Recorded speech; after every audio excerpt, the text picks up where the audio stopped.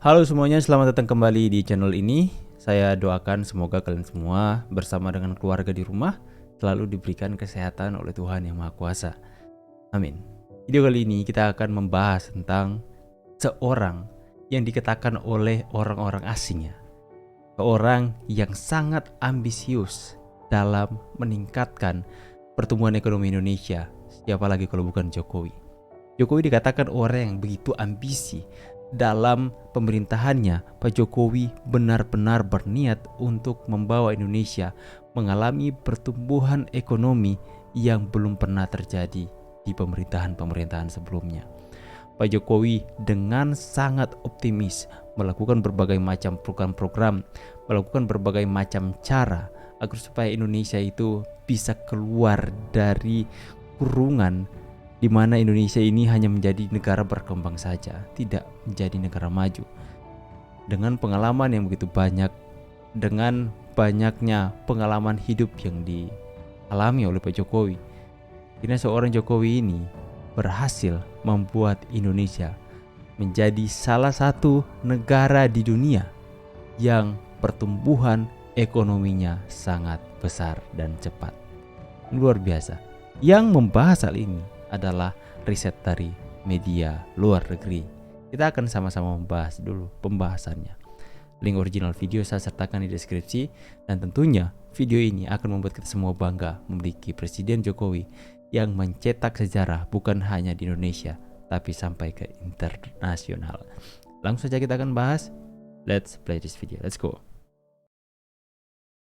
8 years ago, on exactly October 20th, 2014, one of the most ambitious Salah men satu in orang paling Indonesia would ambisius rise di to the Indonesia. national stage and spoke revolutionary changes to the entire archipelago country. His name was Jokowidodo, and the man who became the country's most famous president ever, sometimes also known as Jokowi, was just a politician hailing from Jakarta, the country's capital. Yet his ambition was not only met in his homeland, but rather all across the world. Global leaders after global leaders recognized him for taking a step that no other Indonesian leader did. He was consistently awarded throughout his life, before and after he became president, for his political approach.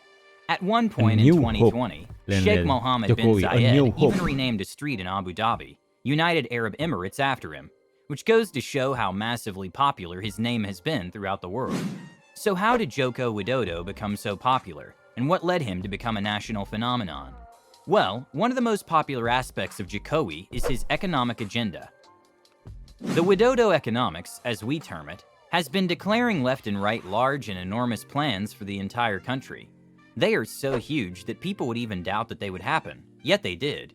Jokowi at one point had even set a huge goal for Indonesia, that by 2045, it will be the 4th largest economy in the entire world.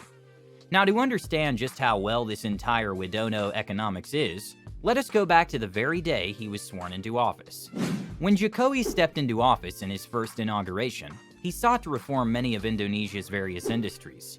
In his first 100 days, he and his administration had a historic moment after reforming fuel subsidies, social assistance to the poor, streamlined investment licensing, and virtually no new restrictive regulations on foreign trade. These impactful government policies led Indonesia's economy to stride into new territories. But it also helped push Jokowi's own popularity to skyrocket, since his consistent agendas were initiatives that no previous administration had done. Belum pernah dilakukan oleh Jokowi's pemerintah administration sebelumnya. was also applauded, as he had pushed for the inclusiveness of women in the rankings. One of the most important aspects he has done was to reshuffle the entire cabinet and ministries. He removed some of them and added new ones. The Jokowi administration also inaugurated 2 new ministries by merging former ones, namely the Ministry of Public Works and Housing and the Ministry of Environment and Forestry. The reason why government changes are so important is that it helps a country remove unproductive offices. If a country were to face a challenge that can't be fixed, it only means that the challenge is either too large or the ones working on it are not doing enough. Therefore, consistent government reshuffling is necessary. Going back to Jokowi, the major part of his economic reform in his first term was that he announced a concept known as the Indonesia Centuries, a concept that aimed to promote equitable development across the country. This simply means that Jokowi wants to remove the idea that Indonesia's economy is solely pointing towards the island of Java. The Java-centric model, after all, meant that all the investments, government funding, and foreign establishments would only land on that island, and would not be experienced anywhere else. But the changes made by Jokowi, it has then opened up many opportunities for the rest of Indonesia's society. It introduced the new capital city of Indonesia, removing the former one, which was known as Jakarta. His infrastructure drive was also sought after by the citizens. It was loved and applauded, as it finally addressed the need for a change in the country. His biggest agenda was when he announced his 5-year infrastructure plan that cost over $150 billion, which was included in his entire $327 billion pipeline of projects. And so far, we have seen many of this entire infrastructure plan today. Some have been constructed, and some are still under construction.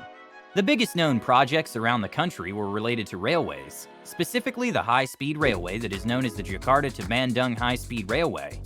The economic growth of Indonesia on a year-to-year basis, from 2014 to 2019, has seen an average of about 4 to 6% every year. And what arguably resulted in his first tenure as president saw this consistent economic growth, reduced inequality, and infrastructure reforms. But that was the first term of Jokowi, because 5 years later his next term would arrive. On his re-election day, he again won the hearts of Indonesians, possibly due to his very unique approach to attending to the Indonesian economy. From here on out, however, new challenges would appear.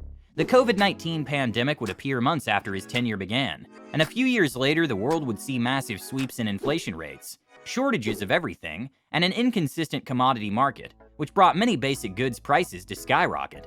So far, however, what he has done in his second tenure as well is to continue what he has done in his first. He had pledged more infrastructure investments, and he had aimed to make Indonesia become an economic powerhouse by 2045. Amongst the most significant measurements that we can attribute to the Jokowi administration so far is his promotion to the entire manufacturing landscape of Indonesia. One of the key barriers to Indonesia's manufacturing capabilities was due to human capital development. The labor workforce of the country is quite lagging when compared to its neighbors. However, Jokowi has signaled that this will change. The reform needed to become a manufacturing hub of Southeast Asia was implementing the right education for the right people. Hence, the first steps are to be established. The second step of his manufacturing plan is the overall promotion of foreign investments. In the last few years alone, Indonesia has received billions to tens of billions of dollars worth of investment toward manufacturing. Much of these investments were directed toward the country's abundance of nickel. Nickel has become a very crucial component in driving the entire electric vehicle sector, since nickel is important in the creation of batteries. Furthermore, while nickel-led investments were quite expected already due to the country's natural abundance, what really set Jokowi's administration up so far was when he declared a ban on raw nickel exports. This meant that if a foreign vehicle manufacturer wanted to buy nickel, they would need to open a factory in Indonesia and build it out there, rather than import it at a low-value cost. This aggressive behavior in upholding Indonesia's value chain was not even limited to this government policy. The other big factor was when they implemented the Indonesia Investment Authority in 2021, which became the country's first ever sovereign wealth fund. Its economic impact so far has been marvelous despite its minimal time in office. His infrastructure agenda likewise had not been stopped. It had continued. His foreign policy, which made the country closer to China, has also paved numerous agendas to be built. The Belt and Road Initiative in Indonesia has been steadily strong. In 2019, the China Gazuba Group led a $1.6 billion 1,200 megawatt project known as the Data Dian Hydropower Station, followed by the construction of 30,000 affordable housing units in West Java province, and further hydropower known as the Kiang A, which cost $1.2 billion. Now, of course, from here on out, many things could still happen to the entire Jokowi economy. However, from what we've seen so far, much of his policies are directed toward the long-term growth. Sampai ke keseluruhan dari video tersebut, link original video saya sertakan di deskripsi. Jadi kebayang nggak jika Jokowi diberikan kesempatan lagi 2 tahun memimpin Indonesia? Saya pikir targetnya yang sebenarnya 2045, saya pikir itu 2040 Indonesia sudah masuk ke negara terkaya nomor 4 dunia. Ya, kalian sudah menjelaskan apa yang sudah disampaikan ketika Pak Jokowi pertama dalam memimpin Indonesia. Program-program yang dijalankannya itu benar-benar efektif dan konsisten, membuat Indonesia melakukan langkah-langkah dan tindakan-tindakan yang dikatakan di sini bahwa tidak pernah atau belum sama sekali dilakukan oleh pemerintahan-pemerintahan sebelumnya. Jadi jelas-jelas bahwa Jokowi ini adalah pemimpin yang benar-benar berbeda, yang mencetak sejarah baru di Indonesia. Pemimpin yang mungkin puluhan tahun sekali kita bisa menemukan pemimpin seperti Jokowi ini.